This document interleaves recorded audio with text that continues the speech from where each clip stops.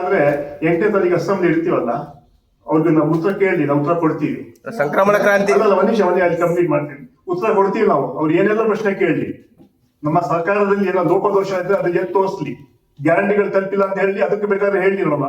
ಯಾಕಂದ್ರೆ ನಾವೆಲ್ಲ ಗ್ಯಾರಂಟಿಗಳನ್ನ ಅನುಷ್ಠಾನ ತಂದಿದ್ದೀವಿ. ಸರ್, ಪವರ್ ಶೇರಿಂಗ್ ಆಗ್ಲಿ ಪ್ರತಿಯೊಂದು ವಿಷಯ ಬಿಜೆಪಿದವ್ರು ತೆಗೆದೇ ಇಲ್ಲ ಸರ್. ವಿಷಯ ಇದು ನಿಮ್ಮ ಪಕ್ಷದ ಶಾಸಕರು ಮತ್ತು ಸಚಿವರೇ ಸರ್ ತೆಗೆದಿದ್ದು. ಬೆಳಿಗ್ಗೆ ಇದ್ರೆ ಸದಾನಂದ ಗೌಡರು, ಬೆಳಿಗ್ಗೆ ಇದ್ರೆ ಪ್ರಹ್ಲಾದ್ ಜೋಶಿ ಅವರು, ಬೆಳಿಗ್ಗೆ ಇದ್ರೆ ಅಶೋಕ್ ಅವರು, ಬೆಳಿಗ್ಗೆ ಇದ್ರೆ ನಾರಾಯಣ ಸ್ವಾಮಿ ಅವರು, ಏನ್ ತಿಂಡಿ ತಿಂತೀವಿ, ಇಡ್ಲಿ ತಿಂತೀವ, ದೋಸೆ ತಿಂತೀವ, ಇದು ಅದು ಅದು ನಮ್ಮ ಪಕ್ಷದ ನಾವು ಮಾಡ್ತೀವಿ. ಕಾಂಗ್ರೆಸ್ ಪಕ್ಷ ಮುಸ್ಲಿಂ ಮತ್ತು ದಲಿತರನ್ನ ಕೇವಲ ಮತಗಳಿಗಾಗಿ ಬಳಸ್ಕೊಳ್ತಾ ಇದೆ. ಸಿಎಂ ಆಗಿ ಒಳ್ಳೆ ಹುದ್ದೆಯಲ್ಲಿ ಯಾರಿಗೂ ಅವರು ಅವಕಾಶ ಕೊಡ್ತಿಲ್ಲ. ನೀವು ಡಿಬೇಟ್ ಮಾಡ್ತಾ ಇಲ್ಲ, ಇದು ಕಂಪ್ಲೀಟ್ ಆಗಿಲ್ಲ ಅಂತ ಕೇಳ್ತೀನಿ. ಈಗ ನಾನು ಹೇಳಿದೆ, ಈಗ ಈ ತರ ನಮ್ಮಲ್ಲಿ ನಾನು ಹೇಳಿದೆ, ನಾವು ಸೆಷನಲ್ಲಿ ನಮ್ಮ ಸರ್ಕಾರದ ಸಾಧನೆ ಹೇಳ್ತೀವಿ. ಅದೇ ಬಿಜೆಪಿಯ ವೈಫಲ್ಯತೆ ಕೂಡ ಹೇಳ್ತೀವಿ ನಾವು. ನಿಮ್ಮ ಯೋಗ್ಯತೆಗೆ 11 ವರ್ಷ ಏನ್ ಮಾಡಿದ್ರಿ ರಾಜ್ಯಕ್ಕೆ?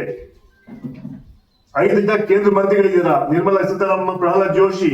ಏನಾಯ್ತು ಮಾದಾಯಿ, ಏನಾಯ್ತು ಮೇಕೆದಾಟು, ಏನಾಯ್ತು ನಮ್ಮ ಹಣ ನಮ್ಮ ರಾಜ್ಯಕ್ಕೆ ಪಾಲ್ ಬರುವಂತದ್ದು? ಎಲ್ತರಂತ ಯೋಗ್ಯತೆ ನಿಮ್ಗಿಲ್ಲ. ನಮ್ಮ ಬಗ್ಗೆ ಮಾತಾಡಂತಹ ಕೆಲಸ ನಾವು ಮುಂದೆ ಸೆಷನ್ಲಿ ಇವ್ರನ್ನ ಬೆತ್ತಲೆ ಮಾಡುವಂತ ಕೆಲಸ ನಾವು ಮಾಡ್ತೀವಿ. ಹೋದಲ್ಲಿ ಎಷ್ಟು ಸಹಾಯ ಮಾಡಿದ್ದಾರೆ, ಯಾವ ತರ ನಮ್ಗೆ ಸಹಕಾರ ಕೊಟ್ಟಿದ್ದಾರೆ, ಎಷ್ಟು ಹಣ ನಮ್ಗೆ ಕೊಟ್ಟಿದ್ದಾರೆ, ದುಡ್ಡು ನಮ್ಮ ಅನುದಾನ ಬಿಡುಗಡೆ ಎಷ್ಟು ಮಾಡಿದ್ದಾರೆ ಅಂತ ಅದು ಕೂಡ ನಾವು ಹೇಳ್ತೀವಿ. ಅದರಿಂದ ಇವ್ರಿಗೆ ವೋಟ್ ನಮ್ಮ ಮೇಲೆ ಟೀಕೆ ಮಾಡೋದು ನೈತಿಕ ಹಕ್ಕಿಲ್ಲ. ಬೆಲೆ ಏರಿಕೆ, ಮನಮೋಹನ್ ಸಿಂಗ್ ಅವರು ಪ್ರೈಮ್ ಮಿನಿಸ್ಟರ್ ಅವರ ಪೆಟ್ರೋಲ್ ಬೆಲೆ 50 ರೂಪಾಯಿ 55 ರೂಪಾಯಿ ಇತ್ತು, 100 ದಾಟಿದೆ. ಇದಕ್ಕೆ ನಾವು ಕಾರಣನ? ಗ್ಯಾಸ್ ಬೆಲೆ 400 ಹೋಗಿದೆ, ಅದಕ್ಕೆ ನಾವು ಕಾರಣನ?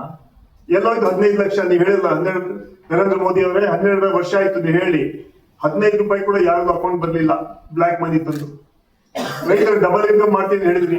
ಸರ್, ಈಗ ಮನುಷ್ಯ ಯುವಕರಿಗೆ ಉದ್ಯೋಗ ಕೊಡ್ತೀನಿ ಅಂತ ಹೇಳಿದ್ರಿ. 22 ಕೋಟಿ ಉದ್ಯೋಗ ಕೊಡ್ಬೇಕಾಗಿ 22 ಲಕ್ಷ ಕೊಡೋಕೆ ಯೋಗ್ಯತೆ ಇಲ್ಲ. ಅದರಿಂದ ರಾಮರಾಜ್ಯ ಮಾಡ್ತೀವಿ ಅಂತ ಹೇಳಿದ್ರಿ. ರಾಮರಾಜ್ಯ ಏನ್ ಮಾಡಿ ನರೇಂದ್ರ ಮೋದಿ ರಾವಣ ರಾಜ್ಯ ಮಾಡ್ಬಿಟ್ಟು ದೇಶದಲ್ಲಿ. ಇದೆಲ್ಲ ವಿಚಾರಗಳನ್ನ ನಾವು ಹೇಳ್ತೀವಿ. ನಾವು ಈ ಸಂದರ್ಭದಲ್ಲಿ ಇವತ್ತು ನಾವ್ ಏನ್ ಹೇಳ್ತೀವಿ ಅಂದ್ರೆ, ನಮ್ಮ ಸರ್ಕಾರ ಏನೆಲ್ಲ ಜವಾಬ್ದಾರಿ ತಗೊಂಡಿದೆ ಕೆಲಸ ನಾವು ಮಾಡ್ತಾ ಇದ್ದೀವಿ. ಮುಂಚೆನೆ ಹೇಳಿದೆ, ಸಣ್ಣ ಪುಟ್ಟ ಭಿನ್ನಾಪ ಇದೆ, ಅದು ಸರಿ ಮಾಡಿದ ಪಕ್ಷ ಹೈಕಮಾಂಡ್ ಇದೆ.